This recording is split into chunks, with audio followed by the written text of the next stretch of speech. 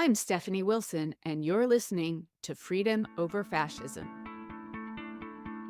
So they have policies about how they would respond to disasters. They set out that they want to dramatically reduce or get rid of the National Oceanic and Atmospheric Administration, which runs the National Hurricane Center. The president's agenda is what would govern the response to these disasters. If the president's agenda is I hate blue states and I don't want to send any money for any of their disasters, their hurricanes, their tornadoes, their wildfires, their flooding. If that's the president's agenda, this administration would be staffed with people who would go along with that, where the last administration was not. Hi, friends. As we get closer and closer to this election, our lives and our politics seem to move faster and faster. First, some great news. In early voting, Pennsylvania and Georgia smashed early voting records from 2020, and most of these voters are first-time voters registered as Democrats. Also, former President Jimmy Carter had said he wanted to stay alive long enough to vote for Kamala Harris. And he did. We got word that he voted on Georgia's first day of early voting. And Georgia's courts are standing strong and upholding democracy. Two recent rulings say that election supervisors must certify elections. There are no options to abstain or refuse to certify. Also, as you might remember from our conversation with Kim Allen, co-founder of Power of the Vote, Georgia Republicans in certain counties wanted to institute a late-breaking policy that all ballots needed to be hand-counted. Well, the same judge just stopped that plan as well. This is great news for democracy. In less great news, for our democracy, for our climate, for our neighbors and friends, in the wake of two massive hurricanes, Helene and Milton, national Republicans started spreading lies, deliberate disinformation, that FEMA wasn't helping people in North Carolina with recovery efforts. Local and state politicians of both parties announced over and over that FEMA was indeed doing its job and helping with recovery, bringing in the National Guard and active military to help with rescue operations. But as a result of those lies, two very disturbing things happened.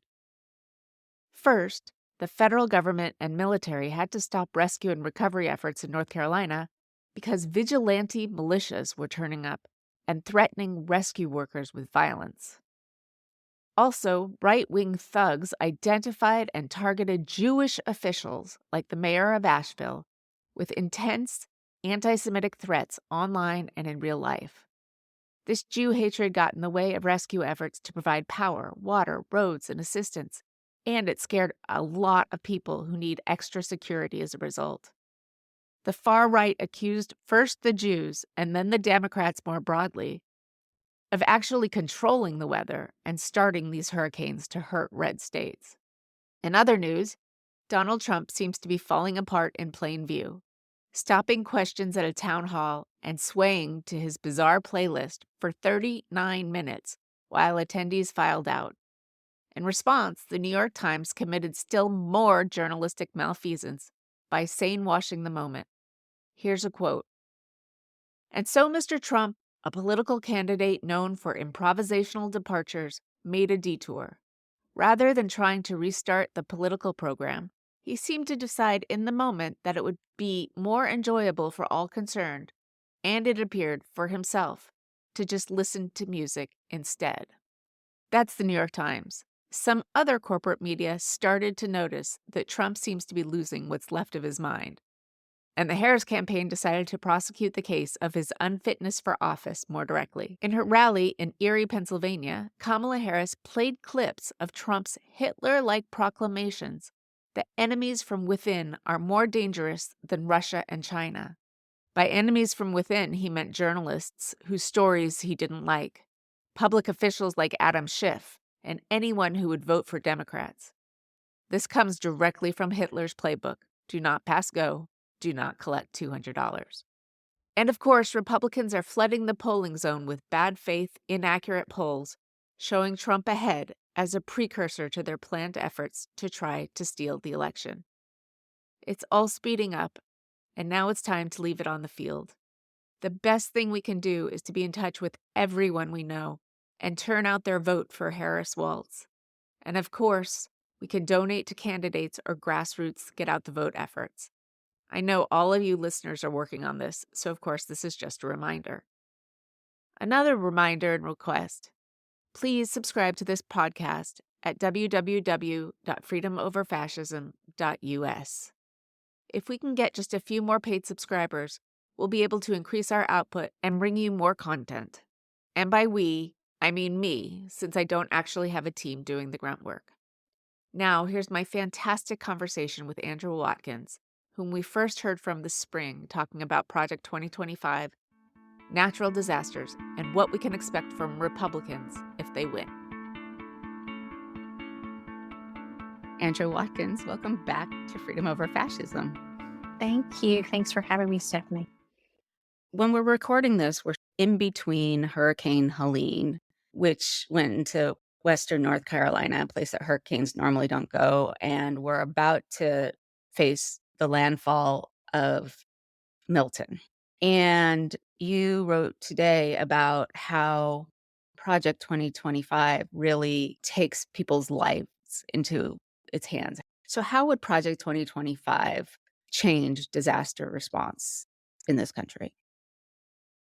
In my view, there are two ways that it would change disaster response. And I first wrote about some of these things in February when nobody was thinking about disaster response because I was so appalled. I live in Charleston, South Carolina, that they would take away my National Hurricane Center that I check every day for information about hurricanes. So for me, it was one of the first things I talked about because I care about it.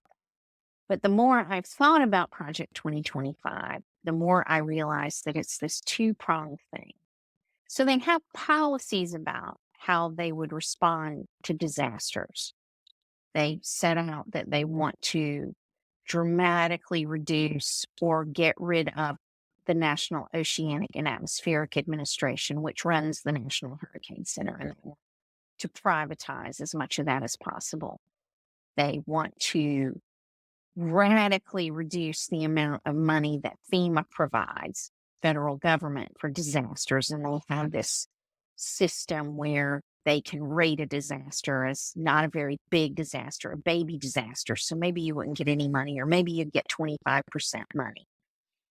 If it's catastrophic, which the regime would decide what's catastrophic, you might get 75% funding, which is what everybody gets now from FEMA for disasters.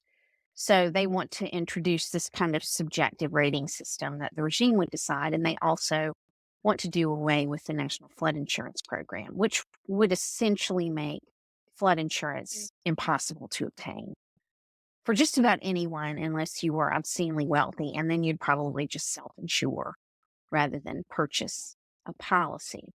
So that's the primary things that Project 2025 policies recommend. They want states and localities to cover the cost of these disasters.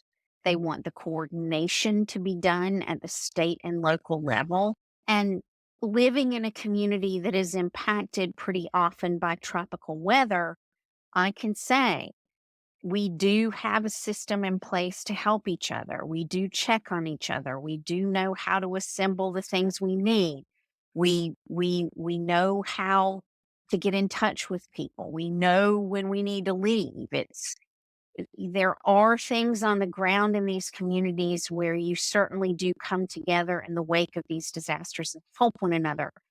But you also need an incredible amount of support from elsewhere to get the power running again, to get trees removed and other debris removed, and buildings that are damaged, sealed up, or torn down, or whatever needs to happen so that they're not a danger to people in these communities. There's a lot that needs to happen, and that all can't happen with people in the community or even in the state, especially in a situation like North Carolina, where you have a massive swath of Western North Carolina that is decimated. A lot of it's difficult to get to. And even though you have a huge population from around the state, they have other things they have to do, other emergencies and things that are pulling on their attention in their own communities. Not having a dedicated disaster response plan on a national level is really frightening. And then telling these communities, well, you're going to pay for this now. Right. I know how much the people across the river from me get mad when they have to pay $1 more in tax on their properties. They just think it's horrifying that anybody would expect them to pay more taxes on property. So the amount of impact on property taxes for people living in these disaster prone areas would be significant. It would have to be. Right. And that's not even counting what a state would have to do to have a disaster fund or put together a whole disaster response system of its own to respond to its own disasters going forward without assistance. So that's what Project 2025 calls for.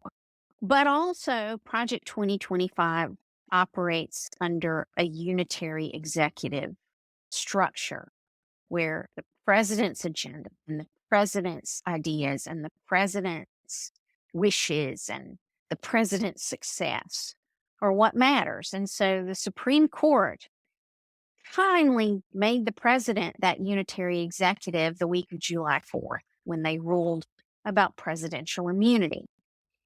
So it really doesn't matter what Project 2025 proposes because the president's agenda is what would govern the response to these disasters. As I wrote today, if the president's agenda is, I hate blue states and I don't want to send any money for any of their disasters, their hurricanes, their tornadoes, their wildfires, their flooding, and we're not sending any more money to them because they don't vote for me. So they just don't get anything anymore. If that's the president's agenda, this administration would be staffed with people who would go along with that, where the last administration was not. People pushed back against that and still trying to follow the system that we've had in place since the Carter administration for responding to disasters. If the president decided, well, Florida's been hit so many times, but I have property down there, so these FEMA monies are going to go to build an island around my property and my cronies' property, and the rest of y'all can just sink into the ocean and I don't care, then that's what the president's agenda is. So that's not even illegal because it's an official act. He's directing the use of federal funds. It doesn't matter that he's directing it to himself and his cronies. So that would be what would happen. He could use his agenda to punish recalcitrant Republicans who don't parrot his talking points or who push back against the lie that nobody's coming in to help, like Right. Bill Lee in Tennessee did, for example, trying to reassure his own constituents that they were getting help, contrary to what their candidate for president was telling people. I could also see a president like this making his agenda. Well, Florida was hit, but the governor ran against me and primaried me, and I'm still really mad about it. So they can suffer until he comes up here and genuflects these ways. And maybe in a few months, I'll feel like giving him some money. And that would be the president's agenda. To look at the policy positions that Project 2025 outlines is one piece of it, but to layer that on what kind of person we already know this to be, what kind of things he already did in his last administration to delay aid to blue states for wildfires in California, for example, refusing to send aid to Puerto Rico for a major hurricane, and then making a big show of sending money to red states who sucked up to him. I think that would be more what disaster response would be going forward. And that because that's how authoritarian governments work. Most Americans can't really imagine that because we've never lived in that. You can't imagine that that would be how money would be doled out. But That's what Project 2025 calls for, is an authoritarian government with a strong leader. The money flows through the dictator, and the Right. dictator decides where it goes. All bets are off, in my view, as to how any disasters would get funded, other than the president and his loyalists and his cronies, which would change depending on his whims and whams, would be the people who would get the money and the help. Which we saw with COVID relief already with, as you said, disaster relief. Olivia Troy has recently talked about how she had to go figure out how many people in the area of a California wildfire had voted for Trump before he would even help. And I think one of the things that we need to factor in, and I think, often think about these things in parallel tracks, is the climate warming to an extent that this hurricane bearing down on Florida. And by the time you guys listen to this, maybe it will have hit, and we don't know at this point how strong it will be, except that meteorologists have said it is as mathematically strong as the planet could support in the days before it's hitting. And we've had two hurricanes in rapid succession. And this idea that the federal response would be based on what the regime would want it to be. And I think we're seeing in real time how important it is that the federal government is out there. And we're seeing the people who support 2025 try to undermine the federal response by disinformation and telling people that the federal government isn't helping, or not being clear about what the federal government does and how much it gives, to scare people more who are already, Mhm. like, losing their houses, who are, maybe they don't live in the disaster area, but maybe they live in a disaster area. So they're imagining their next disaster. When you have a disaster, the most important things that you need to get going really fast are matters of life and death. You need power, you need water, you need transportation, and you need good and accurate information. Mhm. And so we've got, at the front end, we've got the National Hurricane Center, which sends airplanes into the middle of hurricanes to figure out what's going on scientifically. And on Twitter today, there were some videos of Representative Maxwell Frost went on one of those 8-hour flights into the eye of and out of the eye of the hurricane, which is, wow, more courage than I ever had. And so all of those things are necessary, and the Department of Transportation is embedded in FEMA, and, like, everybody's working together. Different parts of the country are sending their emergency responders in from New York, now in North Carolina, from all over.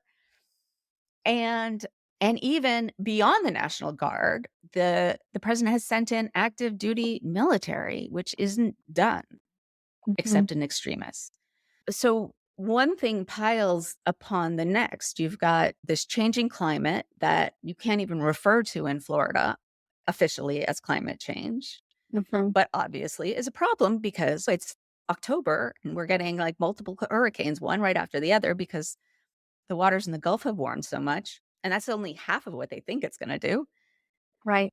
So I think what I wanted to just reinforce to people is how much life and death is really at stake.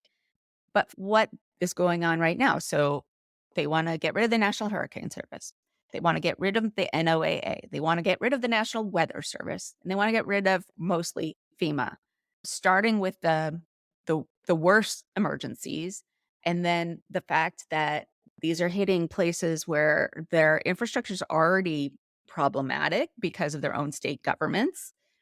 And because most of the hurricanes hit red states, and it Mhm. doesn't matter so much whether it's a red state or a blue state, but typically red states have infrastructure that is not as strong because of the state government's funding. To top it all off, not only do you have people lying about what FEMA is actually doing, but there's a very large population online that is blaming the Jews for creating the hurricane and calling out the mayor of Asheville and the director of public affairs for FEMA because they're Jewish and threatening them. I think we have a hard time imagining that kind of stuff happening here because we haven't seen it, or we haven't seen it in 150 years.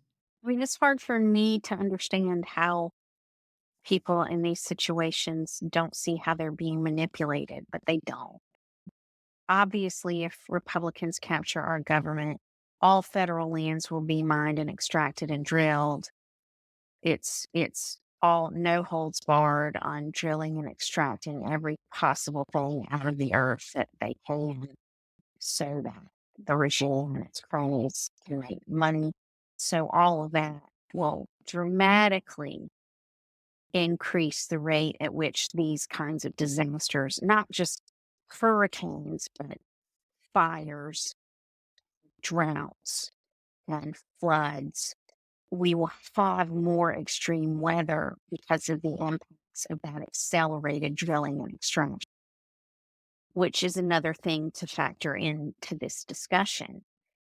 They're proposing to basically gut any federal aid whatsoever and make the people who live in these areas pay for and coordinate all this cleanup.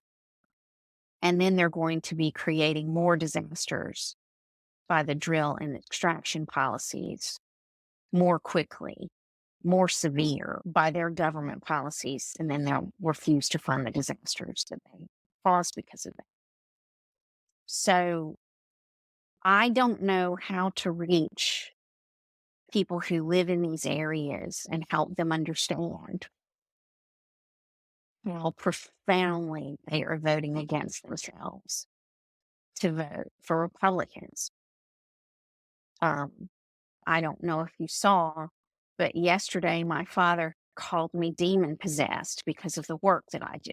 But when you're dealing with people with that kind of a mentality, you can feel like I sound so logical and I'm making so much sense. This is so bad for you. Why can't you see that? Oh, you're demon possessed. It's just demons talking through you.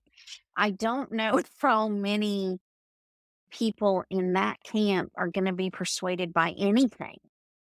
Right.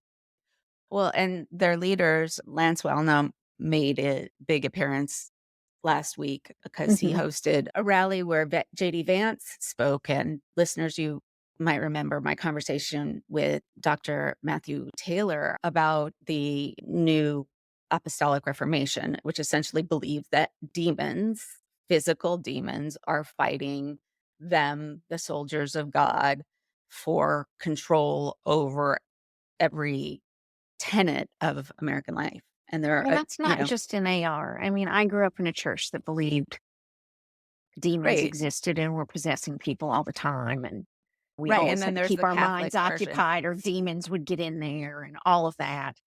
That's that's pretty prevalent in multiple strains of Christian nationalist thought. And then Lance there's Wallnau is just really good at talking it up. a lot of people really good at talking it up right now. Yeah. Yeah. And I'm seeing more people, maybe just because the algorithm's so screwed up on Twitter, are saying, hey, I voted for Trump 2 times and here's how I pulled my way out of the cult. But I fear that those numbers are quite small. So we're looking at part of the country that will seem like it's more of the country by the way that swing states vote, Mhm. believing and creating policy around their idea that white Christian nationalists need to be in charge, that immigrants need to be deported, that women are not allowed to care for their own bodies, that the federal government will be gutted and replaced by loyalists, and on and on and on. And also, we know that Trump and all of the team are going to engage in massive election interference, and Right. the technical term being fuckery. And the best way to guard against that is to win by a landslide. Yeah. My question is, do you see a way to get beyond this, or is it the work of decades to get beyond the position we're in now, where every federal election has the specter of Project 2025 or 2029 or 2033? Or is there a faster way back to thoughtfulness? Demographically, I think one of the reasons that white Christian nationalists and Republicans put so much emphasis on this particular version of Mandate for Leadership, Project 2025, is because demographically the United States is changing so much that by 2030, it's going to be difficult for them to win anything. And I saw that. I follow some Texas writers. The trends there are fascinating to me because Texas is not a red state. It's a state full of people who don't vote. So in 20 years from 2004 to 2024, they tracked how many more Republicans were registered and voted and how many more Democrats.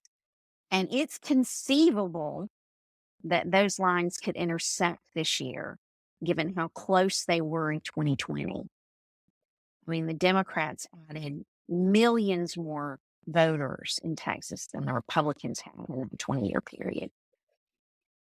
So it's only a matter of time before, no matter how much crazy they pull, no matter how much AI they make, no matter how many Russian troll farms they cooperate with, and how much Russian disinformation our legislators openly disseminate in our congressional houses on the floors of these places. I mean, I can't even believe that. But demographically, they will not be able to win because they will not have enough voters to do that. My parents, as an example, probably won't be around in the 2028 election. I mean, a lot of these people are dying off.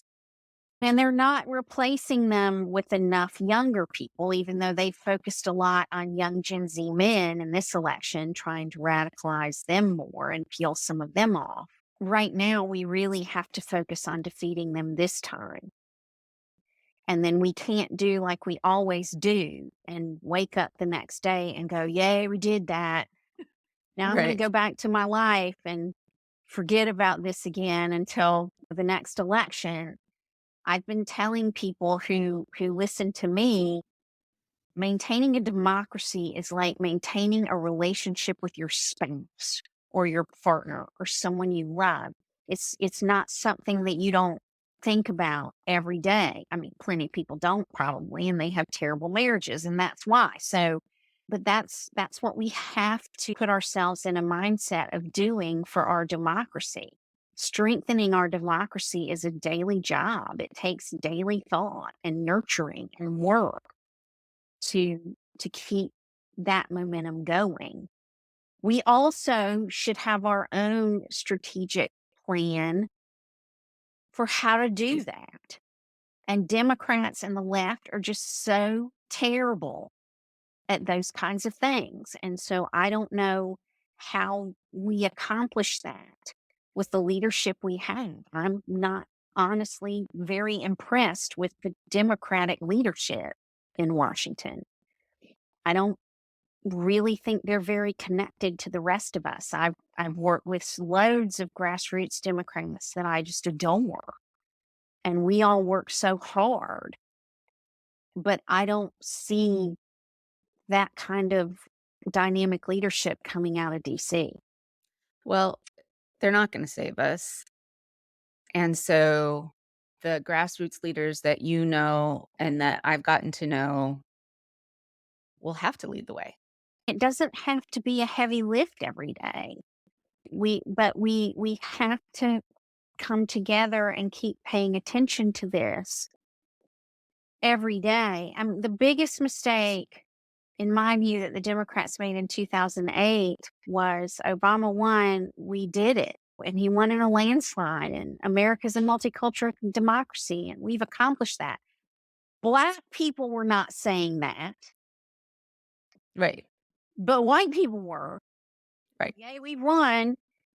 And I read this book called Everybody Lies by this guy who worked at Google. And his premise was, I'll do a poll, Stephanie, and I'll lie to your face in the poll. I'll answer. I won't be honest with you, but I'll be honest with Google. So, in the 24 to 48 hours after Obama's election, how to kill an N word, Google searches went up exponentially. Wow. How to lynch someone went up exponentially. How to join the KKK went up exponentially. So, if we had been paying attention to that kind of data in 2008, none of this would have been a surprise. And that's the kind of proactivity that I don't know that the National Democratic Party, I mean, I had to beg to get any of them to even look at what I've been working on. Right, and you've been And doing all the work of pulling apart this document and right, for months and months and months. And then when they go to work on it, I can't even get anyone to return an email. When I first started, I emailed my congressman's office and I said, I'm doing this work. Somebody in your office needs to be looking at this right.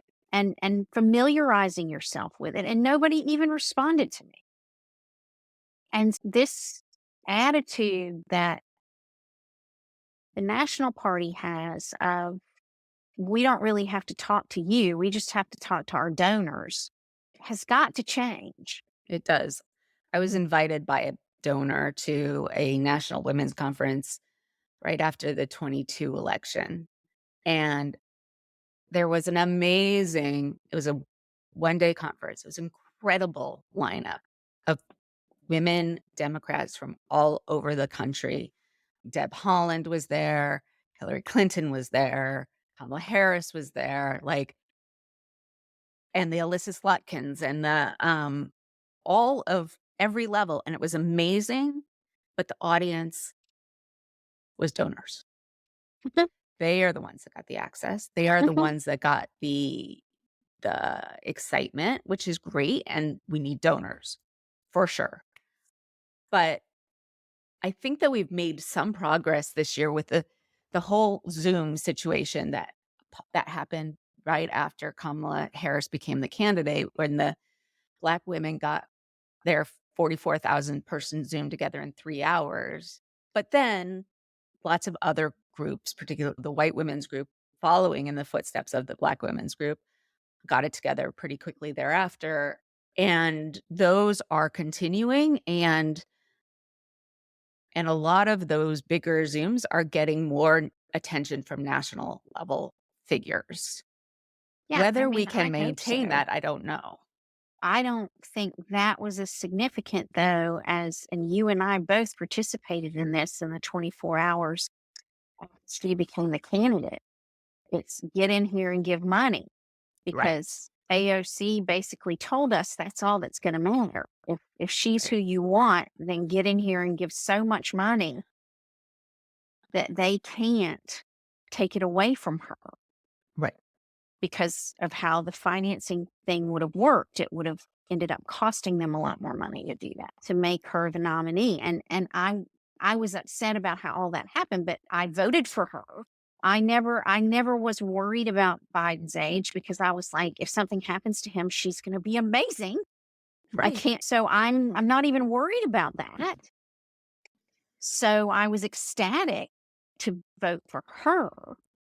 I'm ecstatic. I've already voted for her in the general elections. I don't know how we keep people engaged in this concept of keeping our democracy. I had this conversation, and loss aversion is one of the things that is most motivating to people. But for the ones who live in blue states, the loss isn't immediate, right? You Mhm, need to mhm. be like, we can talk all we want, and maybe more women dying or more people dying from these hurricanes will motivate people. I'm hoping that we can get more than the absolute base of activists kept active. And I think we'll need to work all together on how do we how do we continue this? Because I think all of us working separately may not work, but maybe if we find a way to all come together as activists and say, okay, the rest of you people, you had your moment, you gave your money through Act Blue, you like, okay, now you want to keep it, you got to do the work. I'm not sure. Yeah, I mean, one of the things for me that's been it's not easy, but writing about Project 2025, it you just read it and go, "Well, this is what it says and this is what it means for you." We don't have anything like that.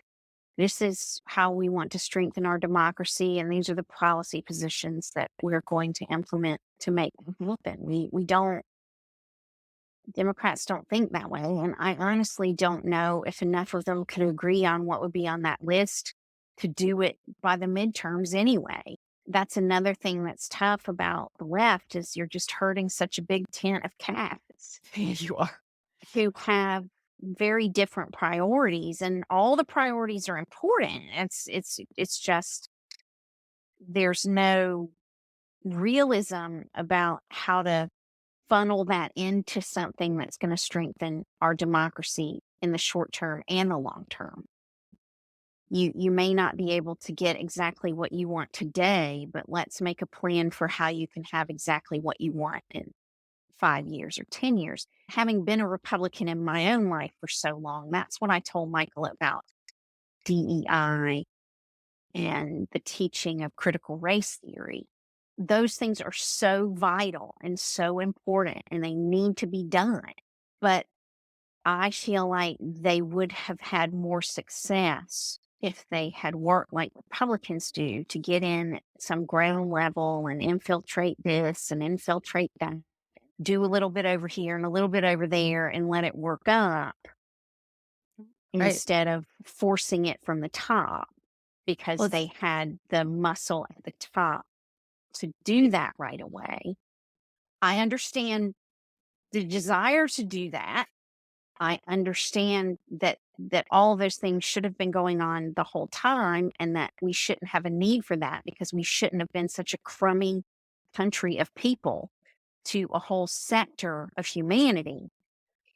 But I just don't know how a lot of these strategies get decided.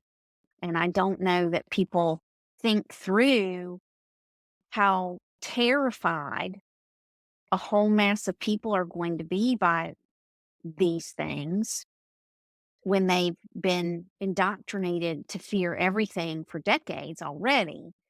And then you hit them with something like this and they just, ugh, I mean, they can't handle it. And so, they've been very good at reading us, predicting what we will do, and coming up with all kinds of those things to infiltrate the courts and infiltrate our government. And I don't know why we can't work that way. well, they're more patient, Yeah. right? I mean, even though we know that we can flip really red states if we work at it hard enough and if we contest more in enough seats and if we give it enough money, nobody Mhm. has the attention span to think in terms of a decade versus a cycle, Right. right? Right. Also, they're used to following figures of authority, whereas we're Mhm. like critical No, my thinkers. idea is the best. Right. I'm gonna just go over here and start my nonprofit and do it myself. Right.